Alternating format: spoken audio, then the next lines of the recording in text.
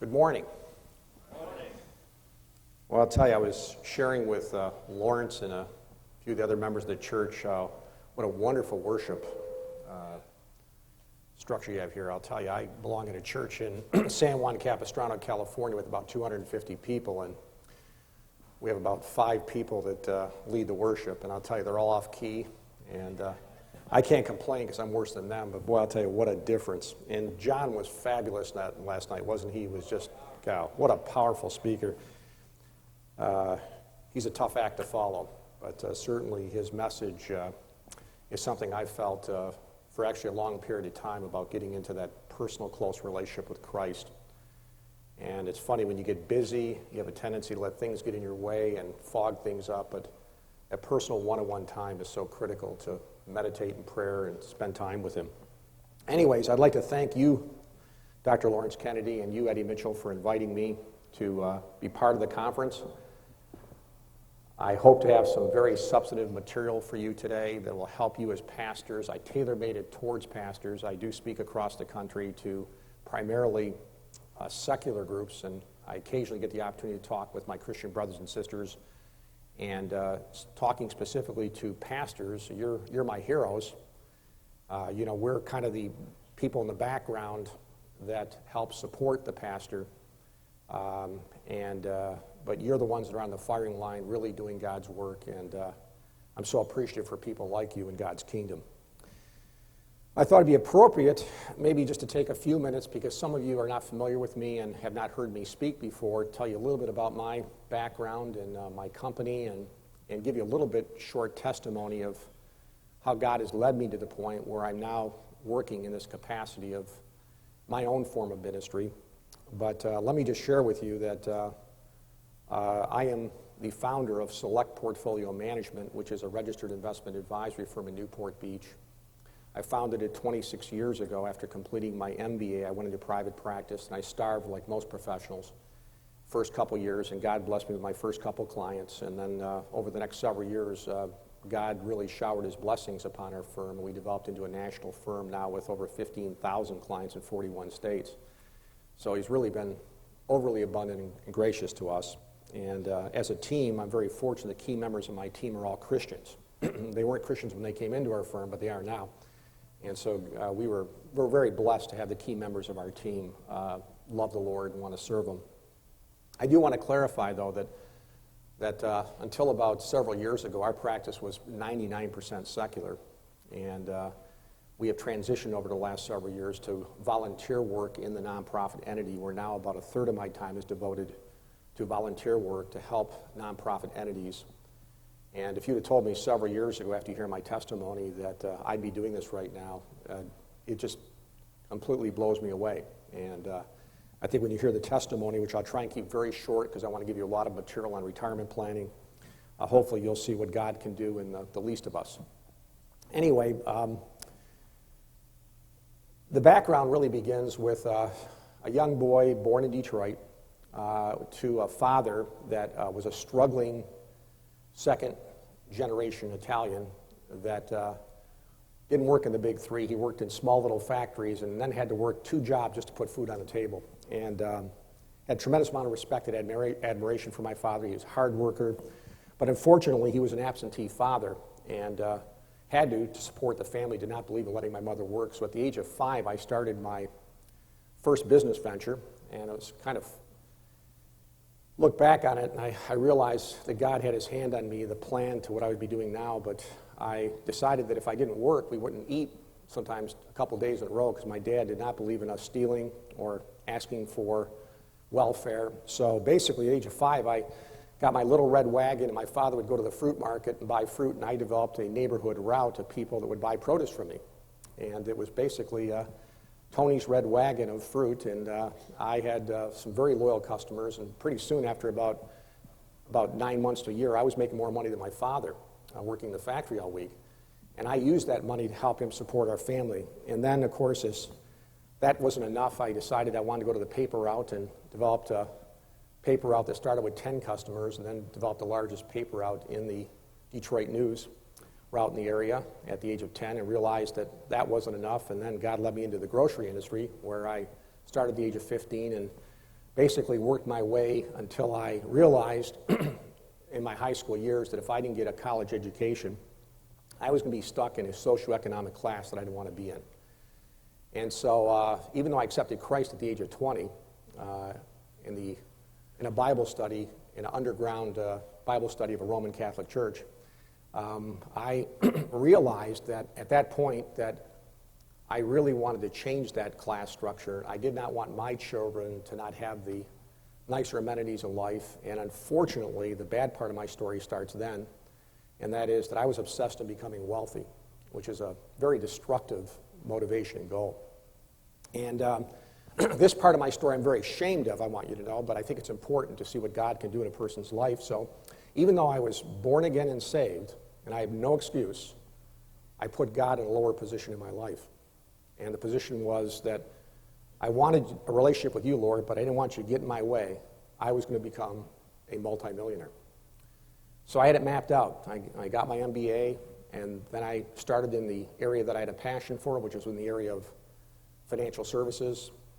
Always wanted to be a stockbroker, a money manager, had an interest in it as a young kid. And God gave me exactly what I wanted. He allowed me to stray as a prodigal. And over the next several years, before I was about the age of 28, there I was, a multimillionaire, making a 7-figure income, living in a 13,000 square foot home on the lake, with all the worldly things a person could want at my age, but realizing that I was on the wrong path because God was still tugging at my heart through the Holy Spirit, calling me back. So fortunately, what happened was God allowed me to fall flat on my face. And it's interesting the way John was talking yesterday about pride. Probably one of the most destructive areas in a Christian's life. You look at great men of God, how many of them are brought down to their knees because of pride?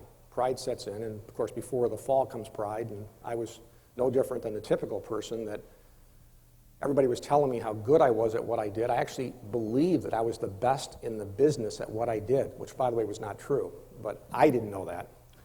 And so therefore, that thirst for more, I call it the Trump mentality, where enough is not enough. One building, one casino is not enough, you want more. You want to build a bigger building or a bigger casino, or you want more millions. And I decided to make a specific change. I didn't want to be a millionaire, I wanted to be a billionaire now. Again, very embarrassing to tell you this as Christian brothers and sisters, but it was very materially motivated, wealth motivated, and I had it mapped out. I was already developing my national firm. I had a national clientele. I was having offices strategically positioned. I had major financial backers, and I was on the track to be a billionaire by the time I was 35. And fortunately, God decided that he had to wake me up. And then my carpet burn story comes in, which I won't take a long time on, but he brought me down to my knees one time at 2 o'clock in the morning in my home in Southern California, where I was actually ready to give up. I don't mean on my life, I mean in my business. And I was checking out. I was done. I went through a serious divorce. My wife left me because I was a workaholic. I was obsessed with, I was running 40 to 50 appointments a week. My office was like a doctor's clinic, people coming in to get advice from me. Actually, I didn't remember half the people's names. Didn't know where I was half the time. I'd wake up in cities. I'd talk nationally, didn't know where I was at times. I was driven to get to my goals. And so what happened basically is that God allowed me to come to a point in my life where I had to completely surrender to him. And I thought I did that at the age of 20, but I really didn't. My actual God was my wealth in my business.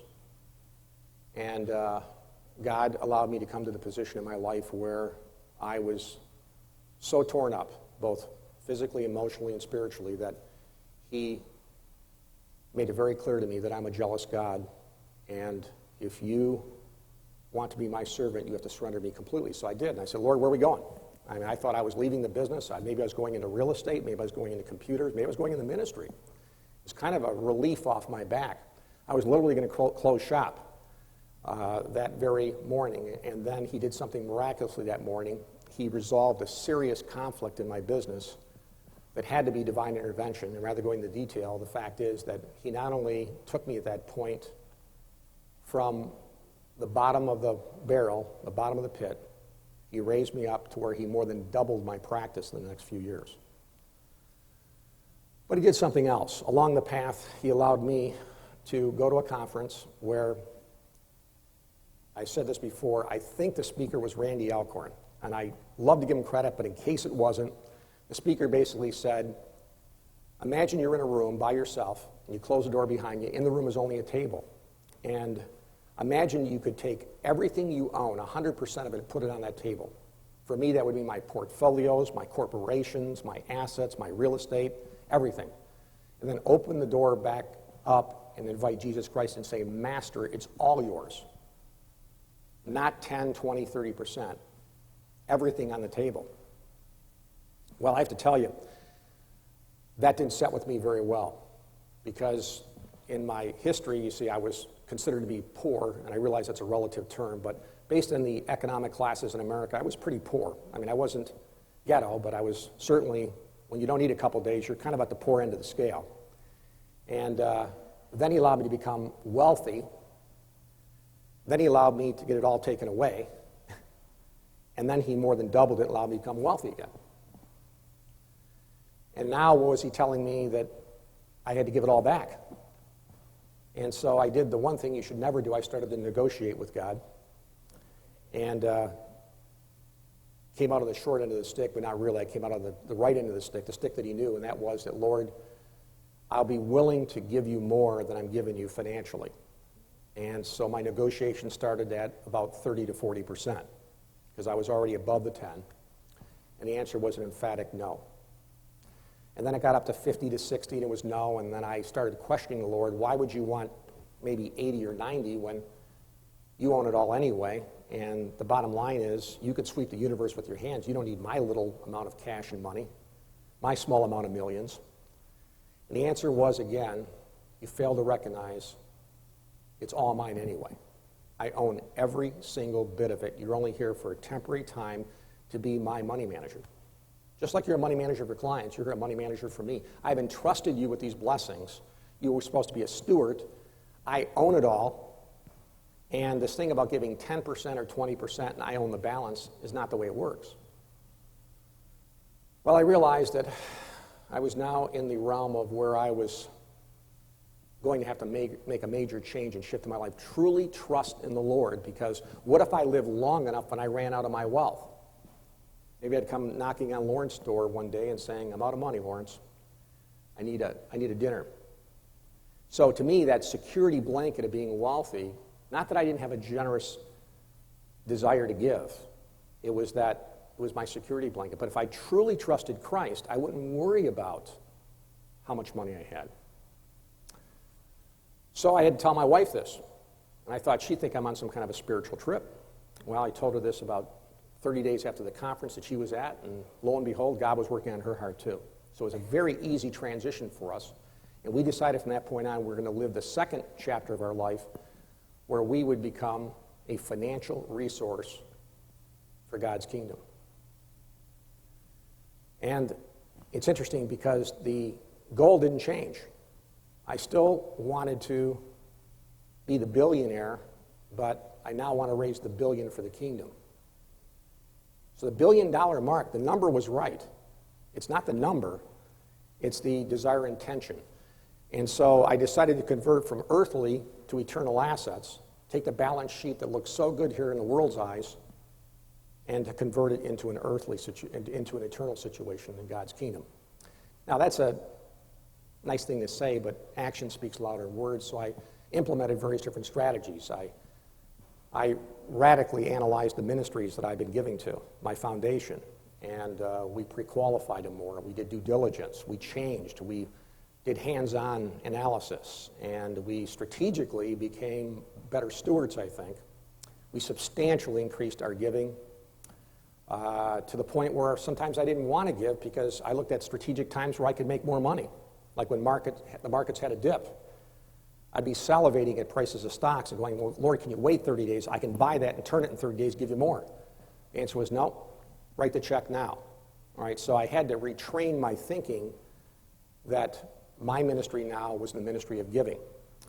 Well, things were going along pretty well. I mean, money was coming in the front door, and it was going out the back door. I felt great ministries, cutting-edge ministries, give me a true rate of return on my investment for the kingdom of God. And then God started to convict me.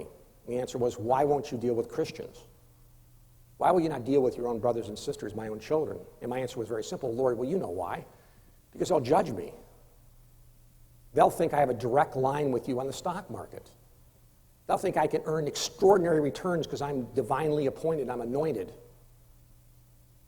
And the answer to him was, you think they would persecute you any more than the world that persecuted you? Remember, I dug you out of the mire. I took you out of the bottom of the pit. The world put you there. I want you to serve my children, your brothers and sisters. So I did the same thing again. I started negotiating. You think I'd have learned the first time. Well, Lord, would you maybe consider me a favor? Would you please bring me the Christians? I don't want to solicit the business. I feel there's a conflict. They might misinterpret my relationship with them, that I'm using it to do business with them.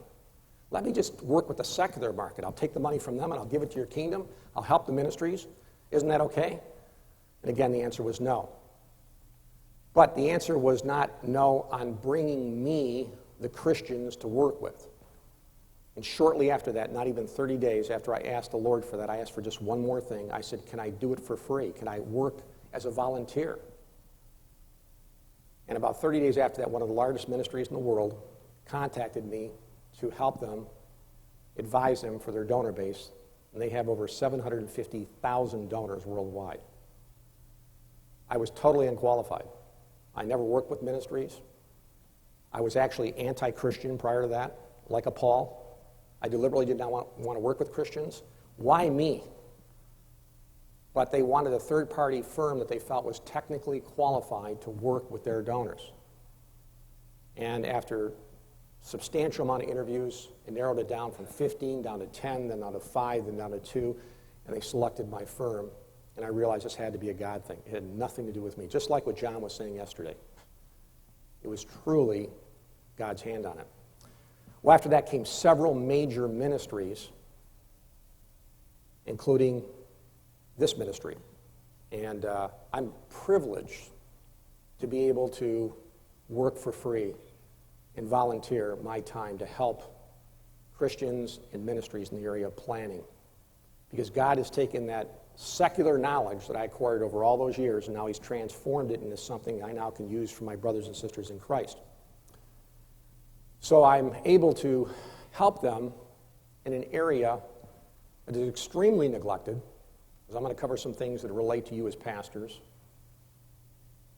and at the same time help raise capital for the churches, the ministries. And what a privilege it is, because remember, the sacrifice was really at the cross, right? There's nothing I can do to make up for what Christ did for me. It's a pure gift. It's grace. So it's out of joy. So many people say, well, Tony, why do you want to work for free? Don't feel sorry for me. I live in Orange County. I have a beautiful home. I eat food every day. I have great people. I have more money than I could ever imagine. Okay? It's a privilege to be a servant. All right, that's enough about me. But I wanted to know where I'm coming from so you can understand that whenever I deal with the ministry, though, I want to say a couple things before I go forward in some of the technical information. There's a couple agreements we have to have. The first agreement is I don't want anybody to deal with me because I'm a Christian. Now, that's going to turn some of you off.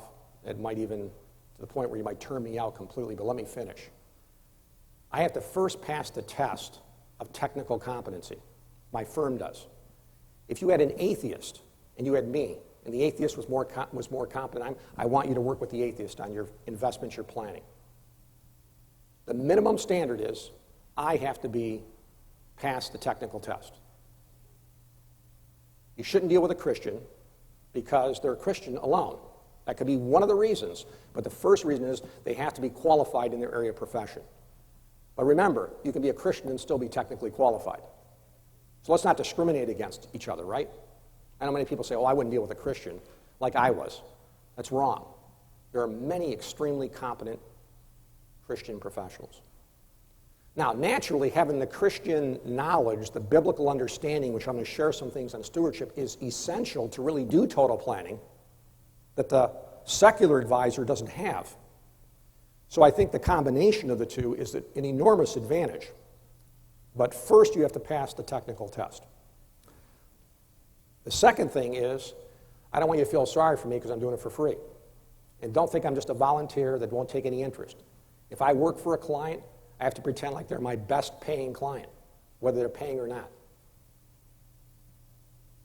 And three, we have to do extremely highly competent work. If we can't improve your situation, it's a waste of time, and we'll tell you.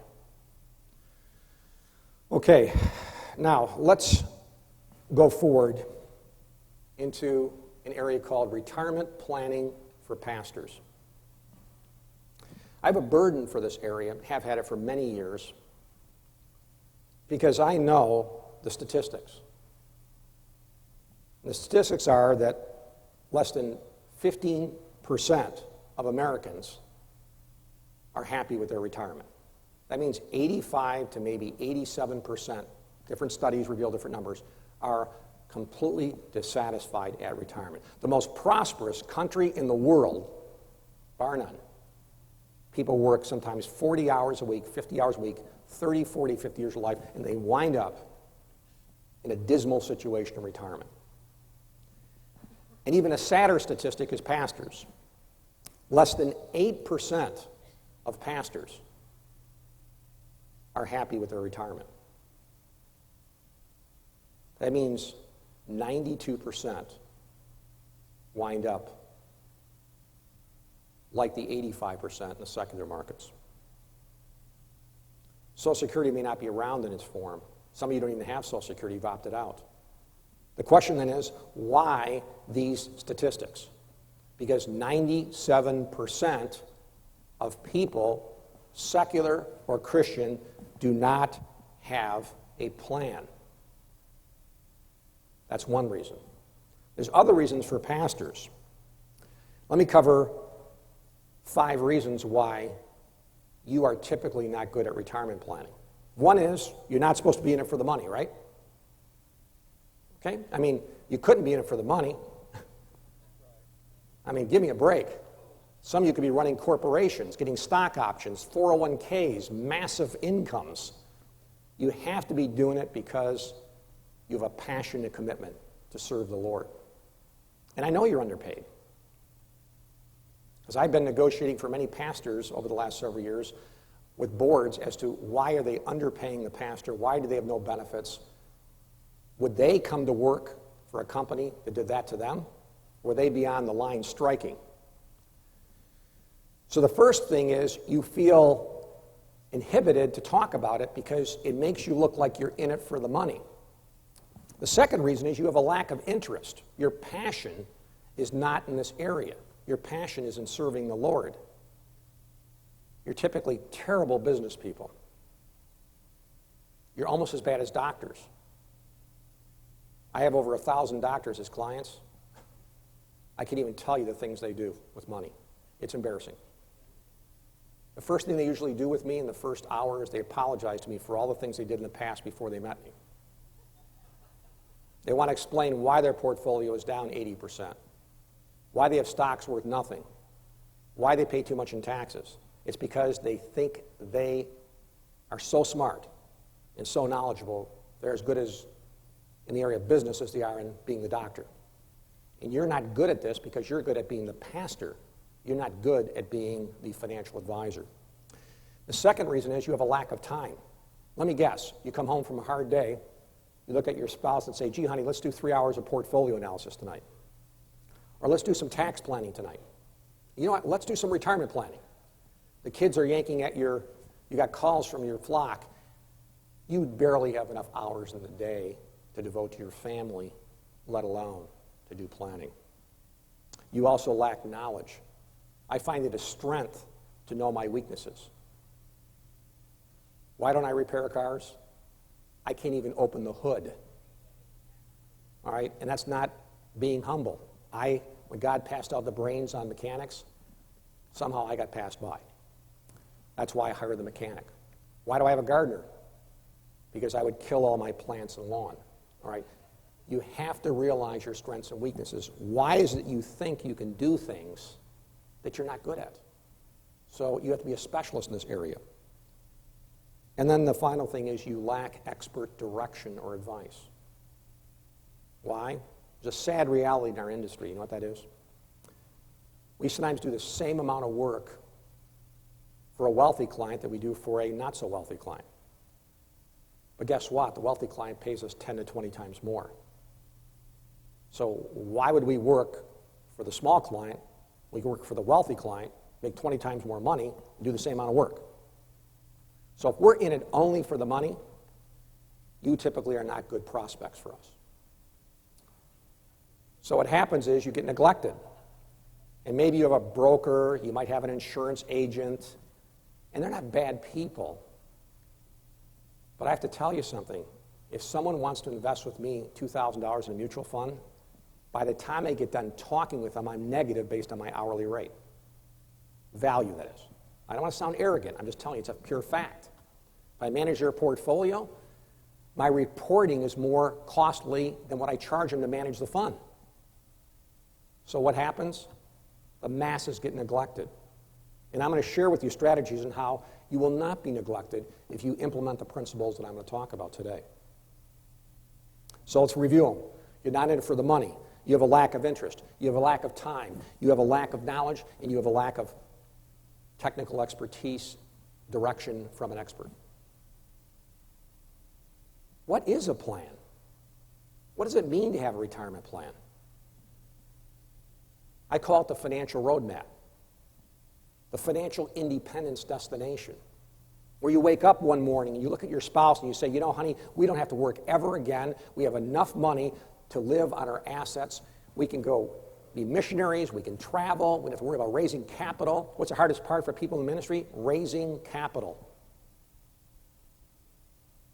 They're not good at it. They don't like doing it. It makes them uncomfortable. Many ministries require them to raise capital just to be on staff. So, it is not an option for you to do this. It is a requirement in Scripture. It is stewardship. You are to be role models to your flock, to your families.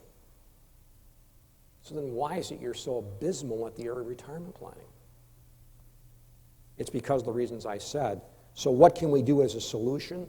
We can first have you identify why you have the problem. Then we have to look at solutions as to getting you motivated to do the planning, and then go through the proper implementation strategies to successfully complete the plan. So, from a spiritual standpoint, from an economic standpoint, even from a worldly standpoint, financial planning is required. You owe it to yourself, you owe it to your family. Most of all, you owe it to your Lord. So what are the 6 steps in the financial planning process? Write these down. The first one is you need to get a financial inventory assessment of where you are. We have to look at assets, liabilities, income, expenses, cash flow, budget, college funding, retirement, tax planning, estate planning, asset protection. Let me guess. How many of you do that on a regular basis? Be honest, I don't think there's too many that do it. And even if you did try and do it, I question whether you're doing it at the level that you need to do it at. You have the expertise to do it. So the first step is we need to first assess your past and your present situation by gathering what I call a financial inventory. I ask typically on average over 100 questions in the initial consultation. I have to get to know you. Find out where the strengths and weaknesses in what you're doing. The second step is to take the information and bring it back and digest it and analyze it with a technical team. And the reason at Select Portfolio I developed what are called a team of professionals is because I can't wear too many hats. I have on staff attorneys, CPAs, MBAs, certified financial planners, CFAs, stockbrokers, research analysts, insurance professionals. I can't wear all those hats. I'm not that good. And then I have a network on Wall Street and across the country between attorneys, CPAs, financial professionals, bankers, because sometimes I have to go outside my firm. So the idea is you have to have an analyst that can comprehensively take the information analyze it, and go to the next level, which is the design function. Let me ask you a question. Let's pretend you're going to build your first home, or your second home. It doesn't really matter, but don't you usually have an architect do a drawing? Or do you get all the construction people together and say, go do it? Well, where's the kitchen going to be, and where's the garage going to be? You would not get the finished product you want. So you have an architect to have a drawing. So that's what we do as a financial architect. We do the drawing. And then from the drawing, we look at things like, what are your goals? What are your target destinations? What is your risk tolerance towards investments? How much should you save? Are you paying too much in taxes? How are you structured legally? What are your insurances? And then we design to meet all these areas a tailor-made plan, just like you walk out of a tailor and that suit is just tailored. The next step, what good is the architectural drawing if you never build a home? Let's say you create this beautiful model and you look at it, it might be a building, a home, and you never build it. It's just a drawing. It has really very little value. It's kind of really a waste of time and money. So you have to build the home now. You have to build the financial house, and that's called the implementation phase. We're going to talk more about that, how to do that. And actually, it's the most crucial of all the stages, because you know what's the success or failure of a good plan? The implementation and the proactive management of it. That's where people fail. So what's the next one? The next one is, let's say now you gathered the inventory of information, you analyzed it, you had a great design, you implemented it.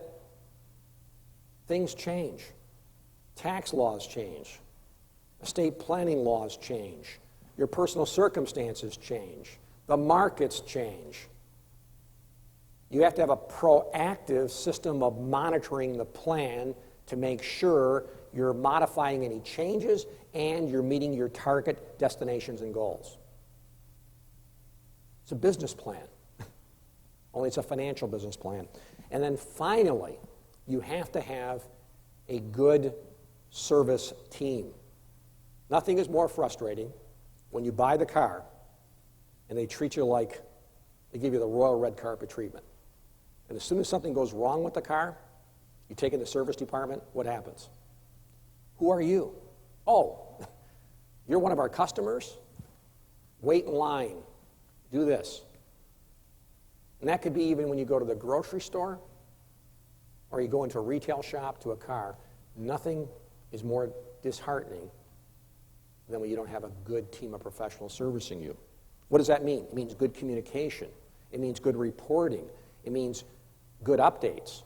Minimum level of reviews. Now, if you have all 6 of those things in the equation, guess what? You're part of the less than 2% in the nation that are doing proper planning. If you're not, then you might need some help. Okay, let's go forward and talk about now some key elements of the financial plan. Now, I could talk for hours, which I won't, so I'm going to limit it to some of the key areas I want to focus on, and I want to focus on 4 specific components or elements of the financial plan. I want to talk about stewardship, I want to talk about legal, I want to talk about tax, and I want to talk about the investment and insurance area. Okay, so those are the key components. Now, why did I begin with stewardship? Because the plan should be Christ-centered, not worldly-centered, Christ-centered. What happened when I was worldly-centered? You don't want to go where I was. On the carpet, face down, giving up. For in the world it ended. All right? From experience, many of you have similar experiences. You want to be in God's will. You want to be a Christ-centered plan, so you have to include Christ in the equation. He has to be the nucleus or the focus. So kind of think of it as a wheel, and there's spokes on the wheel: taxes, investments, retirement planning, insurance, all those areas on the wheel. But what is the center of the wheel? That center's not there. What happens to the wheel? It's like the tree and the branches, right? Same thing, same principle. You have to be Christ-centered in your plan. I'm amazed at the statistics. You know, I heard some of them yesterday. But you realize that Christians tithe at an average of 2.8%? It's a contradiction because tithe means what? Tenth? We call it tithing or offerings. 2.8%. That's the average. It's amazing. This is not a prosperity message. But you know what? When I made this radical change to make my firm really an income source now, we're kind of like a nonprofit to a certain extent, even though we are a for-profit. I cannot keep up with God. He is beating me real bad every month. As soon as it comes in, I try and get it out, and guess what? Before I get it out, he's already doubled it again. It's scary. I'm not saying that to impress you. I'm not saying that so you think, oh, it's a good deal. If I give to God, he will then give to me. What did John say yesterday? Wrong intention. It's, Lord, thank you for giving me the opportunity and the joy to give to you for what you did for me at the cross. That's the key point. If you truly have that mindset, you cannot outgive him. It's absolutely mind-boggling. You know my secular practice, which I told you I've been winding down? It's about maybe 2/3 now. At 2/3, it's 3 times bigger than it was at 100% in over the last year or two. How does that happen? I'm neglecting it more, but it's going up. It's not me. It's God. Because the light bulb went on, and I'm trying to get you to improve your stewardship first to help your families and yourself, but most of all, to glorify God. So we got to have the stewardship area. We need to discuss it. What are your goals? What do you want to give? Who do you want to give to? We work in the stewardship function. We show you how to give more. Wouldn't it be wonderful if you knew how to give more? I'm going to cover some techniques today to show you how you can increase your giving without making more money. The second area is the legal area. It's a pretty scary area for pastors, isn't it, nowadays? Look what's happened to the Roman Catholic Church. You think it's going to stop there? We have a society that is very litigious. You know, in California, we graduate more attorneys in 1 year than they have in the entire country of Japan. Not graduating, working, existing attorneys. Attorneys are at every other corner around me. It's one of the big obstacles in my life, learning how to love attorneys. Truly, I have to work at that daily, go on my knees and say, Lord, you want me to love them. I don't know how. How can you love them for what they do? Not all of them. A lot of them, though. It's called Robin Hood. Let's take money from the person that earned it to give it to someone that's trying to steal from you. And let me use blackmail to do it, because it's economically inefficient to fight it. By the time you pay for the attorney, they know you're better off paying them off. That's our judicial system. So my philosophy is, if I asset protect you, you know what they do? They go away. Because they realize that we did the asset protection. They have to go back to their client and say, you know what, I don't recommend suing this person because guess who did their asset protection? We're going to spend a lot of money on me, the attorney, and you're going to wind up with nothing probably 3 to 5 years down the line. I just want you to know that in advance. My goal is preventive. It's not adversarial. It's to layer you so your assets are protected. So what are you saying? What does that mean? Is that like a living trust? No. Living trust does nothing for you. A will does nothing for you. It's amazing the misconceptions. But there are various different ways to structure corporations and LLCs and partnerships and offshore entities and friendly defendant states. I'm going to cover some of the techniques. So asset protection is a big area. A very good friend of Lawrence and I's had a major litigation problem over the last year or two. I won't mention the name of the pastor, but fortunately that pastor was my client for 20 years. and I had him structured so that he's not going to be at risk. And that's the kind of planning that's necessary. It wouldn't happen to me, would it? Never happens to you, right? Until it happens.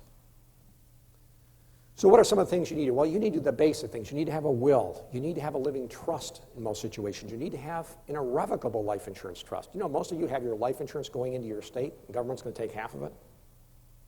You know, life insurance is not death tax-free. It's income tax-free.